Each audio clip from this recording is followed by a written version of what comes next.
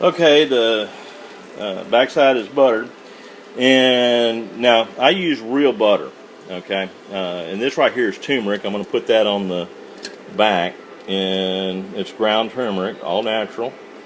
I'm an herbologist. I love working with herbs and different things. Anyway, you know when to flip them with room temperature butter. This is room temperature butter. Use a spoon right there in the pan to put the butter on. And when it gets melted on top, it'll be about time to flip it over. And that's how I judge it. You don't want it completely melted, but like this one right here is going to be ready to flip first, this one right here. So I'm going to try to hold the camera and flip it. And here we go. Boom. And okay. Alright. Now, you don't have to worry that it's not completely done yet. I'm going to turn this around.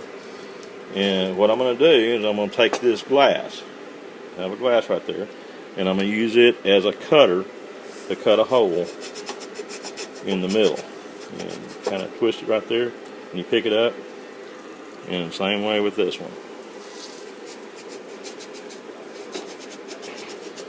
And you put those to the side. And then what I'm going to do is I'm going to drop these eggs right in there, sunny side up, and cook them. So I'll catch you back in a minute.